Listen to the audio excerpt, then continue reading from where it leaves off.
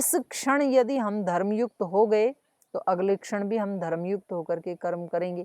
इस क्षण यदि हम अधर्म में प्रतिष्ठित हैं तो अगले क्षण भी जो हम कर्म करेंगे वो अधर्मयुक्त ही करेंगे। धर्म, अर्थ, अर्थ का मतलब है वहां पर पृथ्वी, पृथ्वी का मतलब है वहां पर साम्राज्य, साम्राज्य का मतलब है अंदर और बाहर दोनों का साम्राज्य। इस समय यदि हम सामर्थ्य से, साम्राज्य से युक्त हैं तो अगले क्षण भी हम अपने आप को धनी ही मानेंगे, और यदि हम इस समय दरिद्र हैं तो अगले क्षण भी हम दरिद्रता से युक्त होकर के ही काम करेंगे। तो श्रद्धेय स्वामी जी महाराज बताते हैं दरिद्रता कई प्रकार की होती है। एक तो धन की दृष्टि से दरिद्रता, वैचारिक दरिद्रता, वाणी की दरिद्रता, दृष्टि की दरिद्रता, व्यवहार की दरिद्रता। तो कम से कम इन चीजों से व्यक्ति को दरिद्र नहीं होना चाहिए। व्यवहार से क्यों दरिद्र होना? जब हमारे पास इतने ऊंचे ऊंचे शब्द हैं तो किसी को छोटे छोटे, ओछे ओछे, कड़वे कड़वे शब्द क्यों बोलना? उसमें क्यों दरिद्रता दिखाना? कौन से पैसे लगते हैं? भाव, जब हमारे पास इतने ऊंचे ऊंचे भावों का खजाना है, 4 भावनाएं बताई महर्षि पतंजलि ने, तो जब हमारे पास करुणा की, प्रेम की, सेवा की इतनी ऊंची ऊंची भावनाएं हैं तो हम क्षुद्रता की भावना से युक्त होकर के दरिद्र अपने आप को क्यों बनाएं? तो वहां पर कहा धर्म, अर्थ, काम, मोक्षाणाम, कामनाएं। इस क्षण जब मैं संध्या उपासना कर रहा हूं, इस समय, इस क्षण, सद्य, इसी क्षण यदि मेरे अंदर सत्कामना है, सत्कामना मतलब ईश्वर की कामना है, धर्म की कामना है, सेवा की कामना है, उपकार की कामना है, तो फिर अगले क्षण भी मैं वैसा ही काम करूंगा उस भावना से युक्त होकर के। इस क्षण यदि भावना अच्छी नहीं है, कामना अच्छी नहीं है, कामना यदि ओछी है, विषयों के सुख की कामना है, तो अगले क्षण जो भी काम करूंगा या जो भी सोचूंगा वो भी क्या होगा? वो सांसारिक ही होगा, वो विषयों के सुख के लिए ही होगा। धर्म, अर्थ, काम, मोक्षाणाम। इस क्षण यदि मैं मुक्त हूं तो अगले क्षण भी मैं जीवन मुक्त होकर के काम करूंगा, और अभी भी मैं बंधन से युक्त हूं उपासना करते हुए, अगले क्षण जो करूंगा, अगले घंटे में, अगले दिन में, पूरे दिन में जो भी करूंगा वो क्या करूंगा? एक बंधन युक्त व्यक्ति की तरह से कर्म करूंगा। तो ये हम भावना के स्तर पे तो कम से कम ऐसा हम सोच सकते हैं कि मैं एक मुक्त आत्मा हूं, और वास्तव में आत्मा मुक्त है ही, मतलब उसमें मानने वाली कोई ऐसी बात नहीं है। अगर हम ये मान लें कि मैं आत्मा बंधन से युक्त हूं तो भी आत्मा कभी बंधन में आता नहीं है, क्योंकि उसका स्वभाव ही ऐसा है कि वो निर्लिप्त रहता है। तो ना वो कभी विषयों से लिप्त होता है, ना कभी वो संसार से लिप्त होता है। हम ऐसा मान लेते हैं, हम ऐसा उस पे आरोपित कर देते हैं। कोई चीज आरोपित होती है ना, तो योग दर्शन में बताया है उसको कि जैसे कोई राजा के सिपाही लड़ते हैं और हार या जीत सिपाहियों की होती है, लेकिन वो राजा के ऊपर आरोपित कर दी जाती है कि भी फलां देश का राजा जीत गया या फलां देश का राजा हार गया। तो आजकल वैसी लड़ाइयाँ नहीं होती हैं, तो आप क्रिकेट मैच से समझ सकते हैं। वास्तव में क्रिकेट मैच तो खिलाड़ी खेलते हैं, कोई देश का पीएम थोड़े ना खेलता है, कोई भारत देश जा करके थोड़े खेलता है। तो भी जब वो खिलाड़ी जीत जाते हैं तो हम उस जीत को देश के ऊपर आरोपित कर देते हैं। हम कहते हैं आज तो भारत जीत गया, और जिस दिन खिलाड़ी हार जाते हैं तो वो हार हम देश के ऊपर आरोपित कर देते हैं। हम कहते हैं भारत हार गया, हारे तो खिलाड़ी थे। तो ऐसे बंधन से युक्त आत्मा कभी होता नहीं है और मुक्त भी होता नहीं है। हम वो स्वभाव से ही निर्लिप्त है, क्योंकि वास्तव में तो मोक्ष भी उसी का ही होगा ना जिसका बंधन हुआ था। तो जो स्वभाव से ही मुक्त है उसका मोक्ष भी क्या कहें। तो इसलिए ये अंतःकरण की जो स्थिति है वो आत्मा के ऊपर आरोपित कर दी जाती है। तो यदि मैं इस क्षण इस स्थिति में हूँ, इस विवेक की स्थिति में हूँ कि ये एक साधन है, मेरे पास जो शरीर है, मन है, इंद्रियां हैं, बुद्धि है, ये पूरा संसार है, ये रिश्ते नाते हैं, ये संबंध हैं, ये मेरे कर्तव्य कर्म हैं, किसी को खेत का काम करना है, किसको अपनी पढ़ाई लिखाई का काम करना है, ये सब हैं, लेकिन ये मैं नहीं हूं। ये सब भी भगवान की सृष्टि है, इसमें भी भगवान है और मैं एक आत्मा हूँ। तो ऐसे जब वो उपासना करते समय यदि इस स्थिति को, इस भावना को आत्मसात कर लेता है तो फिर उसके सारे काम ऐसे ही होते हैं, एक मुक्त आत्मा की तरह से। और वेद के वचन कभी झूठे नहीं होते हैं। अगर ये संभव नहीं होता इसी क्षण, क्योंकि किसी व्यक्ति का ये प्रश्न हो सकता है कि जी वहां पर तो कह दिया वेद मंत्र में धर्म अर्थ काम मोक्षाणाम सद्य सिद्धिर भवेन्नः, लेकिन क्या ये संभव है कि हम इसी क्षण धर्म अर्थ काम और मोक्ष की सिद्धि से युक्त हो जाएं? क्या ये संभव है? अगर संभव नहीं होता तो फिर तो वेद में ये विधान करना ही व्यर्थ हो जाता, क्योंकि जो चीज संभव ही नहीं है उसका विधान क्या करना। ये संभव है, इसीलिए वेद में उसका विधान किया। ये संभव है, इसीलिए यहाँ रामायण में उसका विधान किया गया। यहाँ कहा नरो अत्र श्रद्धया युक्तः श्लोकम श्लोकार्धमेव च। ये जो श्रद्धा से युक्त मनुष्य है, श्रद्धा बहुत बड़ी चीज है। श्रद्धयाग्निम समिध्यते श्रद्धया हूयते हविः श्रद्धाम भगस्य मूर्धनि वचसा वेदयामसि। ऋग्वेद का सूक्त है एक पूरा, श्रद्धा सूक्त। तो कहते हैं कि श्रद्धा को मूर्धा के ऊपर, सबसे ऊपर रखना चाहिए। उपनिषद भी कहते हैं श्रद्धावान लभते ज्ञानम, गीता भी कहती है श्रद्धावान लभते ज्ञानम। श्रद्धा से युक्त होकर के जो काम करता है, श्रद्धावान लभते ज्ञानम, तत्परायण, उससे परायण होकर के, उससे युक्त होकर के जो अपने कर्म करता है, तो कहता है कि अचिरेण स पराम शांतिम अधिगच्छति। बहुत शीघ्र ही, अचिरेण, उसमें कोई देरी भी नहीं है, दूरी भी नहीं है। देरी या दूरी, भगवान से मिलने में देरी और भगवान से हमारी दूरी, ये अश्रद्धा के कारण है। यदि श्रद्धा हृदय में हो तो ना भगवान दूर हैं और ना उनके अनुभूति में देर है, इसी क्षण हो सकती है। वो हैं ही, अंदर भी बाहर भी सर्वत्र हैं ही। अगर श्रद्धा हमारी मूर्धा के ऊपर हो, पराकाष्ठा के ऊपर हो श्रद्धा, तो फिर वो तो प्राप्त ही है। तो इसलिए यहाँ पर कहा श्रद्धया युक्तः नरः अत्र श्लोकम श्लोकार्धमेव च पठते मुच्यते सद्य। इसको पढ़ते हुए सद्य, तुरंत ही, उपपातक कोटि भी, करोड़ों भी यदि उसने पाप किए, उपपातक मतलब पाप, नीचे गिराने वाले, कोटि भी उपपातकः, निश्चित रूप से करोड़ों किए हुए पापों से भी वो तुरंत इसी समय मुच्यते, छूट सकता है, मुक्त हो सकता है। सतामेव प्रयोक्तव्यम गुह्यात गुह्यतमम तु यत्। ये अगली जो बात है, श्लोकार्ध नीचे वाली पंक्ति, ये भी बड़ी अपने आप में विशेष पंक्ति। यही बात निरुक्त में भी आती है। निरुक्त में वहाँ पर वेद का ही एक मंत्र यास्क भूमिका में दिया है कि विद्या जो है वो ब्राह्मण के पास आई और उसने कहा कि देखो मैं तुम्हारे लिए मोक्ष देने वाली बनूंगी, बहुत सुख देने वाली बनूंगी, लेकिन आप मेरे लिए ये काम करना।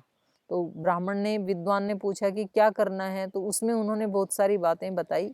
उनमें से एक बात ये बताई कि मुझे किसी कुपात्र को मत देना, ऐसे व्यक्ति को मत देना जो ब्रह्मचारी नहीं है, ऐसे व्यक्ति को मत देना जो आलसी है, प्रमादी है, ऐसे व्यक्ति को मेरे सामने, मुझे ऐसे व्यक्ति के सामने अभिव्यक्त मत करना जो अश्रद्धा से युक्त है, जिसमें श्रद्धा नहीं है, भक्ति नहीं है, क्योंकि वहां मैं फलवती नहीं हो सकती हूँ।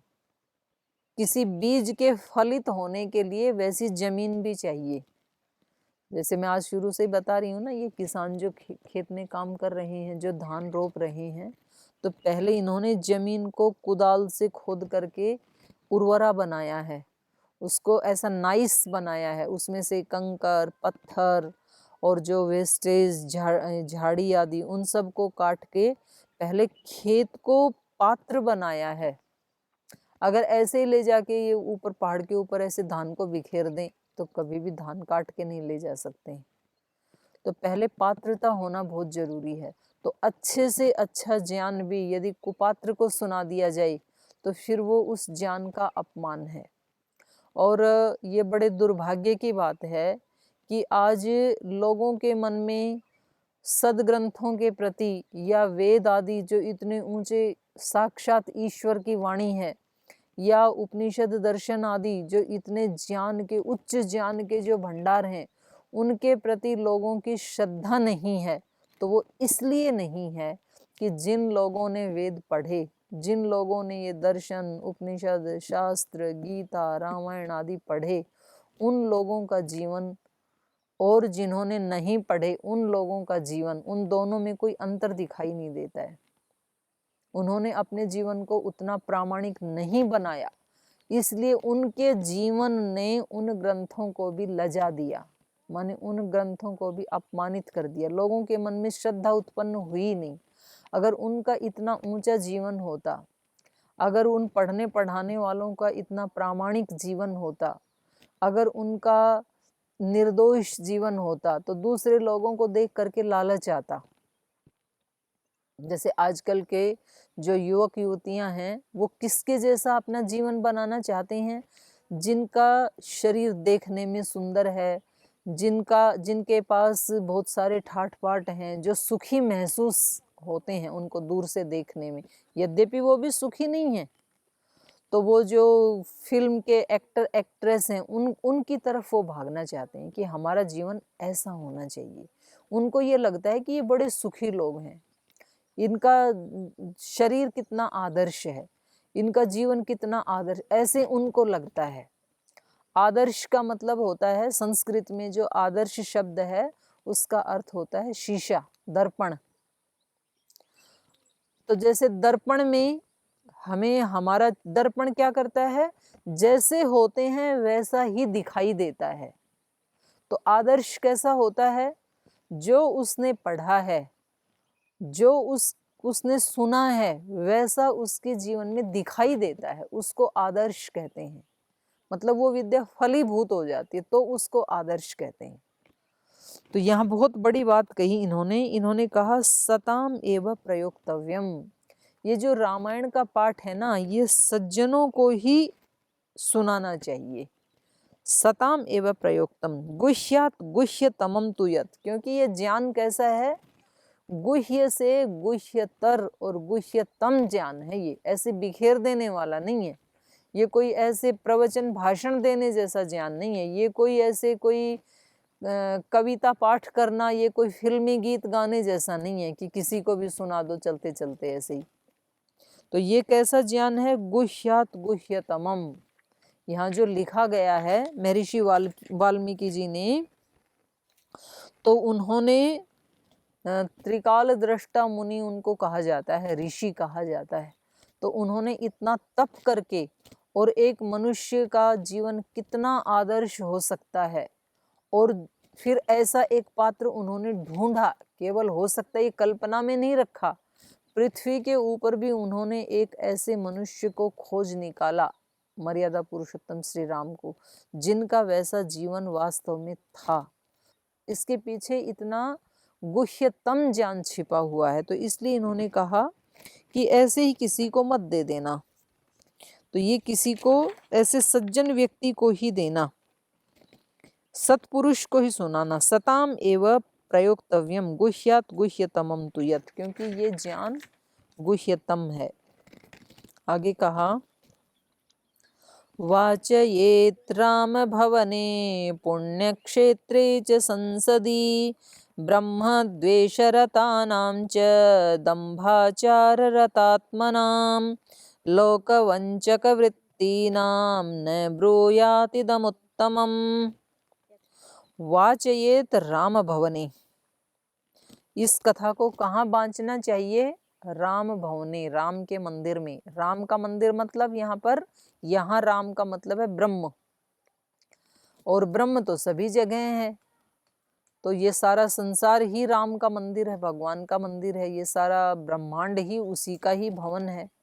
लेकिन तो भी इस कथा को वहाँ कहना चाहिए जहाँ उसकी प्रतीति भी हो रही हो, कोई ऐसा शांत एकांत स्थान हो, कोई ऐसा आश्रम हो, कोई ऐसा मंदिर हो, इसको मतलब आप रामायण को यदि सब्जी मंडी में बैठ करके कथा करने लगें तो कैसा लगेगा?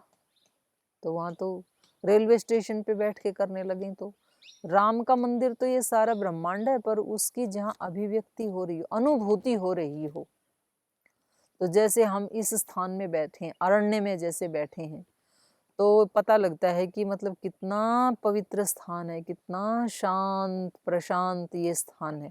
तो ऐसे किसी स्थान में बैठ करके इसको वाचयेत, वाचना चाहिए। वाचयेत राम भवने पुण्य क्षेत्रे, कोई पुण्य क्षेत्र हो, कोई पाप की जगह ना हो, मतलब जहाँ किसी के पाप ने उस स्थान को दूषित ना किया हो, ऐसे स्थान पे बैठ करके इसकी चर्चा करनी चाहिए। पुण्य क्षेत्रे च संसदी, संसदी माने सभा में, कोई ऐसा पुण्य क्षेत्र हो और वहाँ बहुत सारे लोग बैठे हों, तो वहाँ पर इसका वाचन करना चाहिए। ब्रह्म द्वेष रतानाम च दंभाचार रतात्मनाम, ऐसी जगह में इसका नहीं वाचन करना चाहिए जहाँ पर ब्रह्म द्वेष रतानाम, ब्रह्म से द्वेष करने में ही तल्लीन रहते हैं, जो ऐसे लोगों के बीच में इसका वाचन नहीं करना चाहिए, क्योंकि वो इसके महत्व को तो समझेंगे नहीं, तो उल्टा इस ज्ञान का अपमान ही करेंगे वो। तो कुछ लोग ऐसे होते हैं, अरे देखा भगवान, किसने भगवान देखा, ये सब इन पाखंडी लोगों के बनाया हुआ ये सब श्लोक मंत्र आदि हैं। भगवान है तो मैं अभी ये इस प्राणी का गला काट रहा हूँ, मेरा हाथ पकड़ के दिखाए, यदि वो सब जगह है तो ऐसे ऐसे जो द्वेष करने वाले लोग हैं, उनके पास में इस तरह से इसका वाचन करना तो उसका कोई औचित्य नहीं है। ब्रह्म द्वेष रतानाम च, और केवल वाणी से ही द्वेष नहीं होता है, द्विष अप्रीतौ, द्वेष शब्द बनता है द्विष धातु से, और द्विष धातु का अर्थ है अप्रीति, द्विष अप्रीतौ, जो ईश्वर से प्रीति नहीं करते हैं तो उसको भी कहेंगे कि वो भगवान से द्वेष करते हैं। प्रीति का मतलब जैसी भावना हम अपने बच्चों के साथ, अपने घर परिवार के साथ, जिनको हम अपना कहते हैं, उनके साथ हमारी कितनी प्रीति होती है। थोड़ा सा टाइम मिलते ही हम उनको फ़ोन लगाने लगते हैं, हम उससे फ़ोन पे बात करते हैं, हम उनसे वीडियो कॉल करना चाहते हैं, हम उनसे व्हाट्सएप कॉल करना चाहते हैं, तुरंत हम उनके साथ जुड़ना चाहते हैं, जिनसे हम प्रीति करते हैं। तो हम जिसको अपना मानते हैं उससे हम प्रीति करते हैं। यदि हम ऐसे थोड़ा सा टाइम मिलते ही हमें भगवान का ध्यान नहीं आता है, हम उसको कभी याद करते ही नहीं है पूरे दिन भर में, तो समझ लो कि हमें भगवान से द्वेष है। इसी का नाम द्वेष है, अप्रीति का नाम ही द्वेष है। प्रीति न करना, अगर प्रीति होगी तो हमें थोड़ी थोड़ी देर में वही याद आएगा। किसी भी स्थान पे जाएंगे, किसी भी व्यक्ति से मिलेंगे, कोई भी काम करेंगे तो हम पहले उसका नाम लेंगे, हम कहेंगे इसमें भी तू ही है, यहाँ भी तू ही है, तो उसी को देखते हुए, तो ये तो हो गई प्रीति। और इससे उल्टा भाव है यदि कि वो कभी याद आता ही नहीं है, तो ये हो गया द्वेष। तो ऐसे व्यक्तियों को इतना उत्तम ज्ञान सुनाने से भी कोई रिजल्ट नहीं निकलने वाला है। तो इसलिए कहा ब्रह्म द्वेष रतानाम च दंभाचार रतात्मनाम, और जो दंभाचरण करते हैं, दंभाचरण का मतलब है जैसे नहीं है वैसा दिखाने की कोशिश करते हैं। धर्मात्मा तो नहीं है, लेकिन धर्मात्मा जैसे दिखाने की जो कोशिश करते हैं, ये बहुत बड़ा एक समस्या है हम सबके सामने। हम जो नहीं होते हैं वैसा हम दिखाने की कोशिश करते हैं। जो दानी नहीं है वो दानी दिखने की कोशिश करते हैं, दिखाने की कोशिश करते हैं। जो वास्तव में उपकारी नहीं है वो उपकारी अपने आप को दिखाने की कोशिश करते हैं। जो वास्तव में सेवक नहीं है वो अपने आप को सेवक दिखाने की कोशिश करते हैं। जो वास्तव में सुंदर नहीं है वो अपने आप को सुंदर दिखाने की कोशिश करते हैं। जो विद्वान नहीं है वो विद्वान दिखाने की कोशिश करते हैं।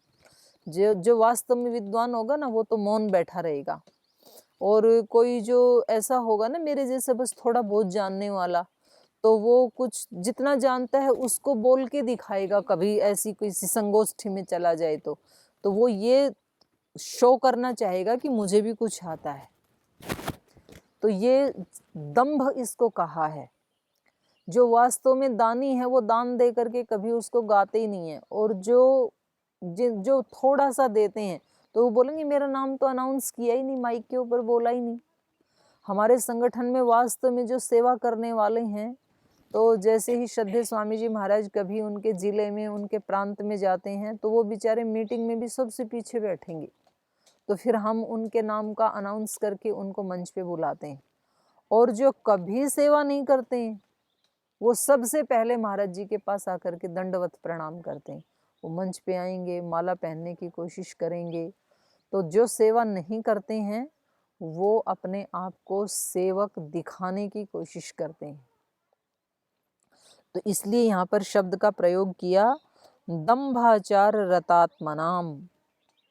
जो दंभ आचरण करने में जो रत रहते हैं, जिनको दिखावा पसंद है, उनको भी मत सुनाना, क्योंकि वो उससे कोई लाभ नहीं उठा पाएंगे। ब्रह्म द्वेष रतानाम च दंभाचार रतात्मनाम लोकवंचक वृत्ति नाम च।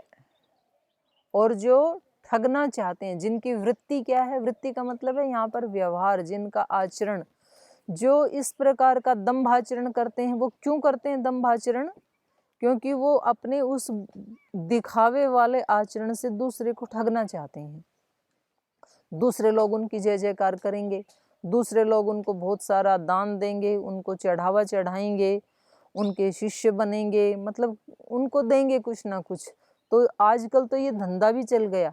और मैंने सुना है कि बहुत सारे तो जो आतंकवादी हैं वो भी सन्यासी का वेश धारण कर लेते हैं, ताकि उनको इधर उधर जाने में कोई शक ही नहीं करेगा।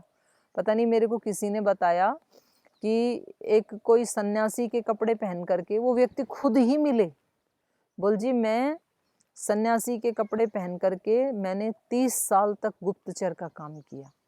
बताओ, सीमा के ऊपर पाकिस्तान के अंदर चला गया।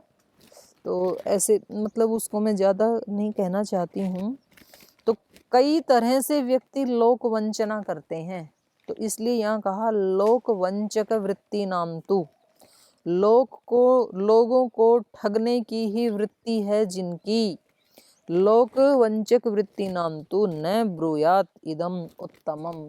इस उत्तम ज्ञान को न ब्रूयात, नहीं बोलना चाहिए, उनको उपदेश नहीं करना चाहिए इसका। तो कहने का अभिप्राय ये है कि कोई भी अच्छी चीज है वो पात्र को देनी चाहिए, कुपात्र को नहीं देनी चाहिए।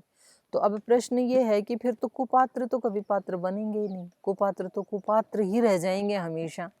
तो उनका उद्धार कैसे होगा कुपात्रों का? तो वो पहले इतने ऊंचे ज्ञान को ना सुने, पहले वो अपने छोटे छोटे कर्मों को कैसे ठीक किया जाए उसको सुने। क्योंकि व्यक्ति की पात्रता तो होती है बहुत छोटी, और वो बातें करता है मोक्ष की, तो फिर उसका कोई फल नहीं आता है। जैसे माता पिता भी अपने बच्चों से बहुत प्रीति करते हैं, उनके पास जितना भी धन है, जेवर है, हीरे हैं, मोती हैं, उनको पता है हमारा एक ही बच्चा है और सब कुछ इसी का ही है, लेकिन वो उस बच्चे को 20 साल के बाद देते हैं, जब वो 2-4 साल का होता है, और उस दिन वो कहे कि मम्मा तिजोरी की चाबी मेरे को दे दो, आपके पास जितने भी डायमंड हैं, ज्वेलरी है, वो सब मेरे को दे दो, तो वो माँ नहीं देगी कभी भी। क्योंकि बच्चे को उसकी कीमत का पता ही नहीं है, बच्चा बिखेर देगा, इधर उधर कहीं भी डाल देगा। तो माँ को पता है कि अभी इसके अंदर पात्रता नहीं है। लेकिन जब वो 20-25 वर्ष का हो जाता है, पढ़ लिख करके पूरी उसमें पात्रता आ गई, समझदार हो गया वो बच्चा, तो उसकी शादी कर देते हैं। जब उसकी बहू आती है, दुल्हन घर में आती है, तो माँ खुद ही तिजोरी से सारी ज्वेलरी उठा करके उसको दे देती है कि अब आप संभालो इसको। वो सारा धन जायदाद वो अपने आप ही उसके नाम कर देते हैं कि अब आप ही इसके वारिश हैं और हम अब मुक्त जीवन जिएंगे। तो इसलिए यहाँ पर कहा है कि जब तक व्यक्ति की पात्रता नहीं है, जब तक उसका चित्त शुद्ध नहीं हुआ है, तो तब तक वो अपने छोटे छोटे कर्मों को शुद्ध करने की कोशिश करे, ऐसा उसको कुछ बताया जाए। माता पिता भी ऐसे ही तो सिखाते हैं बच्चों को। छोटे बच्चों को सिखाने का तरीका अलग होता है, बड़े बच्चों को समझाने का तरीका अलग होता है। तो जब हम लोक में ऐसा कर सकते हैं, तो अध्यात्म में हम ऐसा क्यों नहीं कर सकते हैं? तो यहाँ इसीलिए कहा कि ये जो उत्तम ज्ञान है रामायण का, ये इन व्यक्तियों को नहीं बताना चाहिए। और कदाचित ये जो परंपरा थी कि गुरु मंत्र कान में दिया जाता है, तो कदाचित ये परंपरा इसी प्रयोजन को ध्यान में रखते हुए चलाई थी कि भाई वो जो ज्ञान है उसको इतना गुप्त रखना चाहिए कि उसको ऐसे बिखेर नहीं देना है। जो चीज़ जितनी कीमती होती है ना उसको हम उतना ही छिपा करके रखते हैं। मतलब जो प्लास्टिक के खिलौने हैं वो घर में ऐसे ही पड़े रहते हैं, और अगर कोई सोना चांदी का खिलौना है तो वो उसको संभाल के रखते हैं हम, या तो अलमारी में लॉक करके रखेंगे या तो लॉकर में लॉक करके रखेंगे, और उसको कभी होली दिवाली कभी पूजा उपासना करनी है तब हम उसको निकालते हैं। तो जो चीज़ें जितनी कीमती होती हैं उसको उतना ही ज़्यादा संभाल के रखा जाता है। हमारे यहाँ पर जैसे माताओं को एक इज्जत से एक अदब से रहने की जो प्रथा थी कि बहनों को माताओं को ऐसे ऐसे वस्त्र पहन के रहना चाहिए, लज्जा से युक्त रहना चाहिए, तो ये उनका अपमान नहीं है। कुछ लोगों ने उसी को उल्टा करके ना जो जवान बेटियां उनके दिमाग खराब कर दिए कि तुम ऐसे कपड़े क्यों पहनो जिससे शरीर ढका रहे, तुम ऐसे आचरण क्यों करो, लज्जा वाला क्यों करो, तुम कौन से कम हो। तो ऐसे कह कह करके उनके गौरव को ही गिरवी रख दिया है। वो अदब से इसलिए रहें क्योंकि उनका जो शरीर है वो साक्षात शक्ति स्वरूप है, बहुत कीमती है, वो उसका बहुत ऊंचा गौरव है, तो इसलिए उसको छिपा के रखा जाता है। जो चीज़ जितनी कीमती होती है ना उतना ही उसको छिपा के रखा जाता है, वो उसका गौरव है। मतलब किसी बहन को ऐसे कहा जाता है कि भाई भाई कहीं जाएगा तो अकेला चला जाएगा, और बहन यदि जाएगी तो उसके साथ उसका पिता जाएगा, या तो उसका पति जाएगा, उसके पुत्र जाएंगे, कोई ना कोई उसके साथ जाएगा। तो बोल जी ऐसे तो बहनों को कमज़ोर बना दिया। नहीं, कमज़ोर नहीं बनाया, क्योंकि वो इतनी कीमती है। एक सामान्य व्यक्ति जाएगा तो वो अकेला कहीं भी मार्केट आदि में कहीं चला जाएगा, लेकिन जब पीएम कहीं जाएगा तो उसके साथ कितनी सिक्योरिटी जाती है। तो क्या पीएम कमज़ोर है क्या कि भाई उसको इतनी सिक्योरिटी की ज़रूरत है? जब श्रद्धेय स्वामी जी महाराज कहीं जाते हैं तो उनके साथ सिक्योरिटी जाती है। तो वो इतने कमज़ोर आदमी हैं क्या, अकेले नहीं जा सकते वो? नहीं, वो इतने कीमती व्यक्ति हैं कि कहीं उनकी कहीं कोई हानि ना हो जाए, तो उनको इतना सुरक्षित रख के ले जाया जाता है। तो ऐसे जो माँ बहन बेटियां हैं उनका जो जीवन है वो इतना कीमती है, इतना ऊंचा जीवन है, तो इसलिए उनको कहीं कोई हानि ना हो जाए, इसके लिए उनको किसी को साथ उनके भेजा जाता है। तो यहाँ पर भी ऐसे ही कहा है कि ये जो रामायण का जो ज्ञान है ये इतना ऊंचा है कि ये ऐसे ही बिखेर देने जैसा नहीं है, ये ऐसे ही कोई गीत सुनाने जैसा नहीं है, कोई नॉवल सुनाने जैसा नहीं है। तो यहाँ किसी पात्र व्यक्ति को ही इसको देना चाहिए। तो यहाँ स्थान की भी पात्रता होनी चाहिए, व्यक्ति की सुनने वाले की भी पात्रता होनी चाहिए, सुनाने वाले की भी पात्रता होनी चाहिए, श्रद्धा भक्ति जो सब बताया। तो ये बहुत ही मतलब ऐसा लगता है कि इसको पढ़ने से कभी हम छोड़ें ही नहीं, पढ़ते ही जाएं या सुनते ही जाएं। इतना सुंदर ये, इतनी इसकी महिमा है इस पाठ की। लेकिन आज का तो समय हो गया, तो हम मर्यादाओं की बात पढ़ रहे हैं, तो समय की भी अपनी मर्यादा है। तो आज की चर्चा की जो मर्यादा है वो यहाँ समाप्त होती है। आज हम यहीं विराम देते हैं पाठ को। कल फिर आपको ऐसे ही किसी पवित्र स्थान में बैठ करके, ऐसे किसी राम भवन में, पुण्य स्थान में बैठ करके चर्चा करेंगे। सभी का धन्यवाद। ओम।